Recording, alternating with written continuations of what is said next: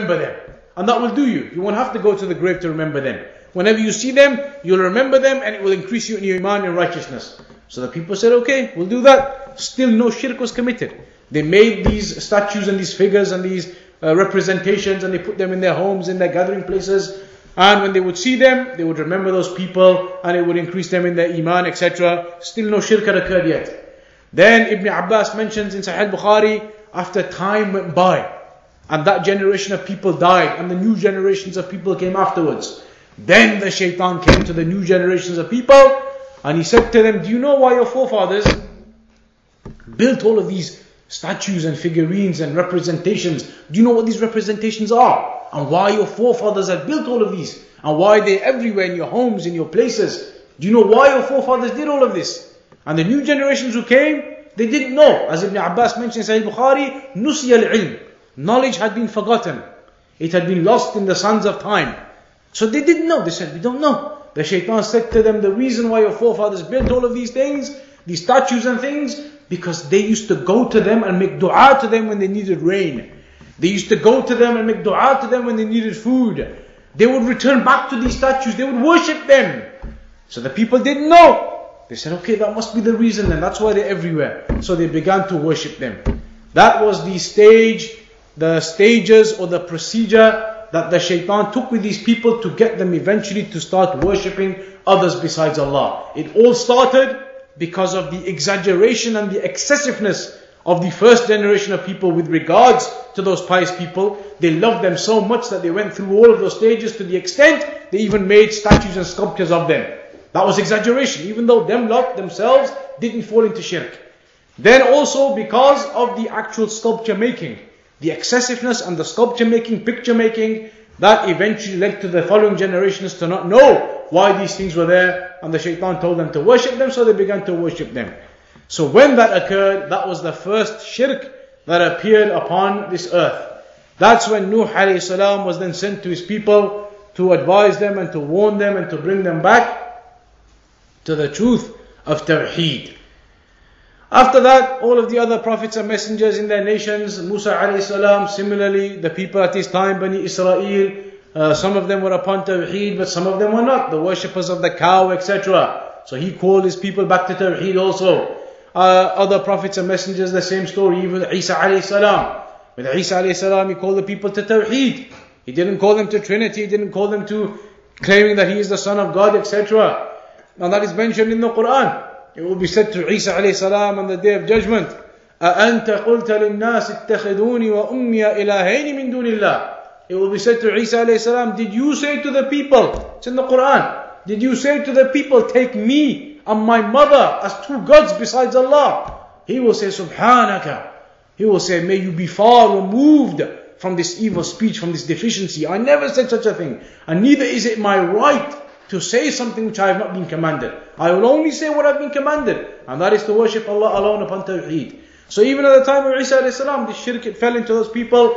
The scholars, they say that it was the individual Bullis, the one known as Saint Paul, who was the main instigator of bringing about this Trinity concept.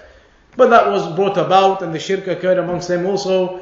Similarly, in the time of the Prophet Muhammad sallallahu alaihi wasallam, the Quraysh, the Mushrikeen, the first of the individuals to bring about this shirk, to bring about these idols to those people, the Mushrikeen at the time of the Prophet ﷺ, was an individual by the name of Amr ibn Luhay al-Khuza'i. This individual, he went to Sham. Sham is what's now known as Syria, Jordan, all those areas. At that time there was no Syria, Jordan, it was just known as Sham, all those countries up there. So this individual, he went to that area of Sham and he saw the people worshipping idols. And he considered it to be something good. So when he came back to the Arabian Peninsula, he came back to Al-Hijaz, Makkah, Medina, this area, he propagated this idea to the people.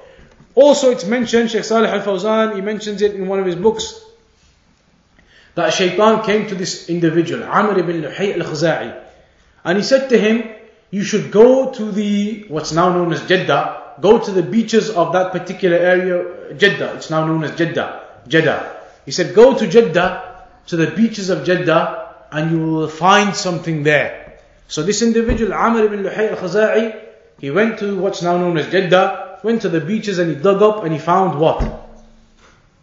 What did he find? Idols, which idols? He found idols. Which idols? The idols that those people at the time of Nuh alayhi salam had made. After the floods they came, those idols, they were washed away. And when the floods they receded, the water it finished, then the idols were dropped and the land, etc., the earth fell upon them, they were buried on the area of what's now known as Jeddah. Then hundreds and thousands of years later, Shaitan comes to Amr ibn Luhay al-Khaza'i, tells him to go there, he digs up that area and he finds those same idols that used to be worshipped at the time of Nuh alayhi salam. Shaykh Salih al-Fawzan said, look at the effects of shirk. That shirk with those idols started at the time of the first messenger. And they continue to be in existence and be worshipped at the time of the final messenger. Then, in the 8th year of Hijri, the 8th year after the emigration of the Prophet ﷺ from Mecca to Medina, the Muslims, they went and they conquered Mecca. So when they went and they conquered Mecca, the Prophet ﷺ, it's mentioned how he entered Mecca and he had his spear with him and he went to the Kaaba, and in and around the Kaaba there was 360 idols. And so he smashed all of those idols up and he broke these original idols too.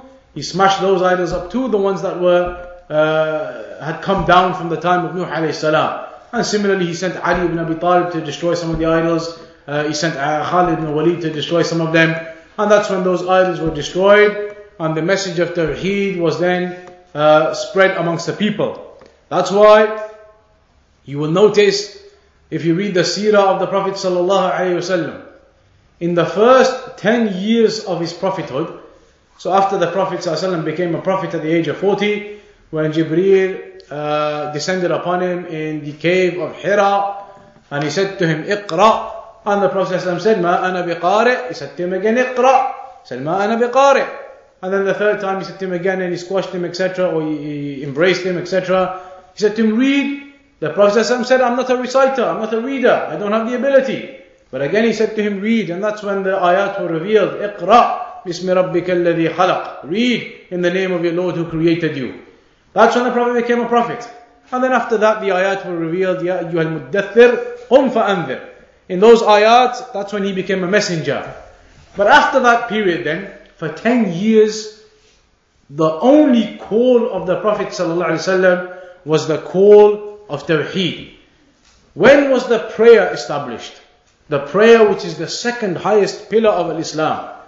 The second highest pillar after the Shahada is the prayer. It's so high in its rank and its status that normally when rulings and regulations were given to the Prophet ﷺ, how were they given? How was the revelation given to the Prophet ﷺ? How? Jibreel alayhi salam used to come with the revelation and give it to the Prophet ﷺ. The Quran and the Sunnah. The Sunnah also. As the Atiyah ibn Hassan, he mentioned in a narration, كان جبريل ينزل على النبي صلى الله عليه وسلم بالسنة كما ينزل عليه القرآن. Jibreel alayhi salam used to come with the Sunnah to the Prophet ﷺ as he used to come with the Quran to him. So he used to come down and give him the revelation. But the prayer, is that how the prayer was established? Did Jibreel alayhi salam bring down the revelation of the prayer to the Prophet ﷺ? How was the prayer established? How was the ruling of the prayer given? It wasn't given by Jibreel bringing it down. Instead it was by the Prophet ﷺ going up to the heavens to receive it. On the night of Al-Isra wal-Mi'raj. The scholars, they say, look at the difference. The other regulations and the rulings and the revelations, they were brought down to the earth to be revealed. Whereas the prayer, to indicate its importance and its virtue, it wasn't brought down to be given. The Prophet ﷺ was taken up to receive it. That shows you the greatness of the prayer. On top of that, it's one act which must be done 5 times every day. Whereas the Hajj once in a lifetime. The zakat once in the year when the money is of the right proportions, etc. Fasting once in the year. But the prayer 5 times every day. To the extent that the Prophet ﷺ said, الْأَحْدُ الَّذِي بَيْنَنَا وَبَيْنَهُمَ الصَّلَاةِ فَمَنْ تَرَكَهَا فَقَدْ كَفَرَ. The covenant between us and them is the prayer. Whoever leaves it has disbelieved. That's the rank and the status of the prayer. That's how important it is. Differentiates between a Muslim and a kafir. But despite all of that importance of the prayer, when was it actually made obligatory? The Prophet ﷺ became a prophet at the age of 40. When was the prayer made obligatory in the sense of a regulation and as a revelation?